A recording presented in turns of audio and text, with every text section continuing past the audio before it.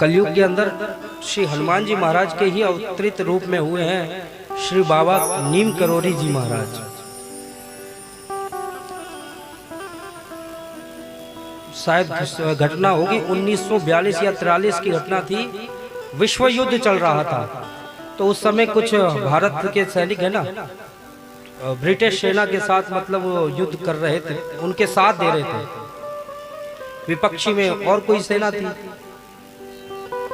तो श्री नीम करोली जी महाराज बाबा जी अपने भक्त के यहाँ एक दिन अचानक चले गए। उनका बेटा वो फौज में था, वो ब्रिटिश सेना में वो मिला हुआ था, सहयोग कर रहा था भारत की तरफ से। रात्रि में बाबा जी ने विश्राम किया उन्हीं के घर पे। दो ही दंपति थे, बेटा फौज में था तो बाहर गया हुआ था।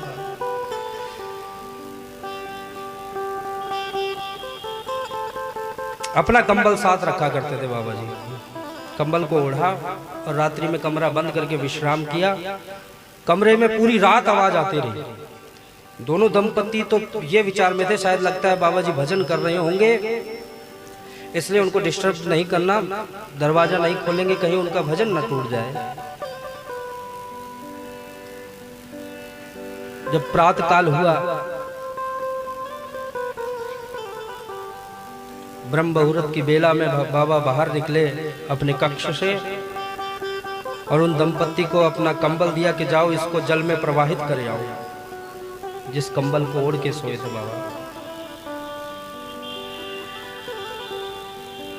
जब दंपति उस कंबल को उठाने लगे तो वो कंबल उनसे ना उठा, इतना भारी हो गया। और उस कंबल को जाकर के जल में प्रवाहित किया। बाबा जी चले गए अपने स्थान। कुछ समय बाद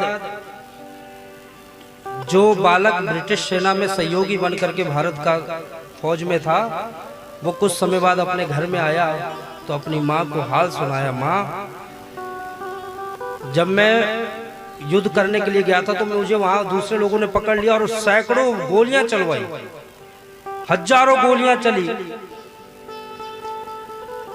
लेकिन माँ पता नहीं ऐसा कौन सा चमत्कार हुआ, एक भी गोली मुझे नहीं लगी। ये मैं आपको सतयुग त्रेता द्वापर की बात नहीं बता रहा, इसी कलयुग में सन 1942 या 43 की ही बात होगी। विश्व युद्ध चल रहा था।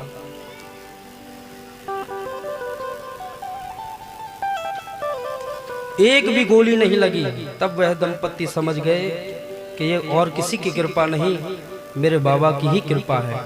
तो बस हमारा विश्वास जिस समय गुरु पे, भगवान पे हो जाएगा ना, तब आप निश्चित हो जाओ, सारी जिम्मेदारी फिर उनकी हो जाती है, हमारी नहीं रहती। मैं एक भजन गाया करता हूँ, प्रभु से कहिएगा कि प्रभु मेरा आपकी कृपा से सब काम हो रहा है और करते हो आप, लेकिन मेरा नाम हो रहा है।